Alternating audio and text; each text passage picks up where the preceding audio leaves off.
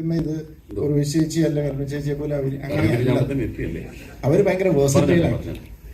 പൊതുവെ പെൺകുട്ടികൾ അല്ലെങ്കിൽ അവര് ആക്ട്രസസ് ഹ്യൂമർ ചെയ്യുന്നത് വളരെ കുറവാണ്. അവരത് ചെയ്യുമായിരുന്നു. ആ ലീഗിലേക്ക് ഒരാൾ വന്നു. പക്ഷെ ഗ്രേസിനെ സംബന്ധിച്ചോളം ഗ്രേസിൻ്റെതായ ഒരു ശൈലിയുണ്ട്.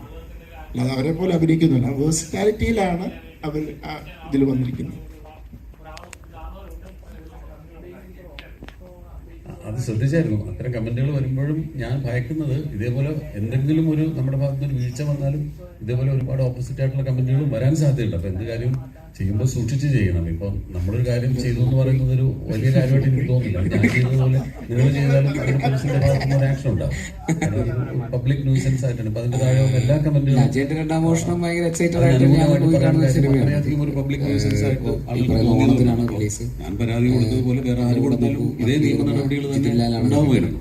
പക്ഷെ എനിക്കത് ചെയ്യേണ്ടി വന്നതെന്ന് വെച്ചാൽ ഞാൻ സംഘടനയുടെ നേതൃസ്ഥാനത്തിരിക്കുമ്പോൾ ആ സംഘടനയുടെ സന്തോഷം കൂടെ പ്രത്യേകിച്ച് നമ്മൾ മലയാളികൾ എല്ലാം സ്നേഹിക്കുന്ന ലീഡറുള്ള ഒരാളെ പറ്റി അങ്ങനെ പറഞ്ഞപ്പോൾ ഈ സംഘടനയുടെ നേതൃസ്ഥാനത്തിരുന്ന് അത് ചെയ്യേണ്ടി വന്നു എന്ന് മാത്രമേ ഉള്ളൂ.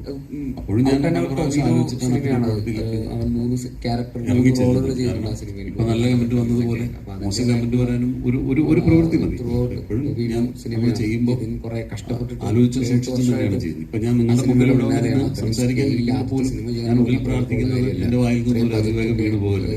കാരണം അത് വീണാൽ അത് റെക്കോർഡഡ് ആണ്. നമ്മൾ പറയുന്നൊരു കാര്യം മറ്റൊരു രീതിയിൽ ആളുകൾക്ക് എടുക്കാൻ അല്ലെങ്കിൽ വേറെ ചെയ്യാൻ പറ്റുന്ന രീതിയിൽ പോലുള്ളൊരു വാക്ക് പോലും എന്റെ വായിൽ നിന്ന് വീഴുന്നത് എന്നുള്ള പ്രാർത്ഥനയോട് കൂടിയിട്ടാണ് ഞാൻ നിങ്ങളുടെ മുമ്പിൽ സംസാരിക്കാനിരിക്കുന്നത്. ഒരു പ്രവൃത്തി ചെയ്യുമ്പോൾ 100 പ്രാവശ്യം ആലോചിച്ചിട്ടാണ് ചെയ്യുന്നത്. പക്ഷെ തീരുമാനിച്ചാൽ പിന്നെ ഞാനത് പ്രാവർത്തികമാക്കാൻ ശ്രമിക്കും. പിന്നീട് എന്റെ വരായികൾ ഞാൻ അനുഭവിക്കാൻ ഞാൻ തയ്യാറായിട്ട് തന്നെയാണ് ചെയ്യുന്നത്.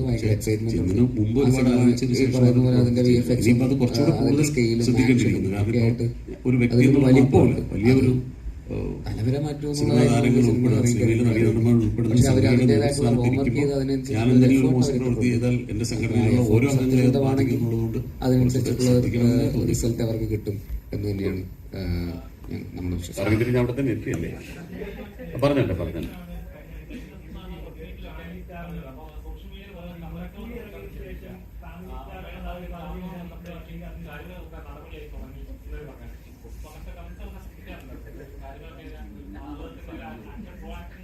സിനിമ ഇറങ്ങട്ടെ.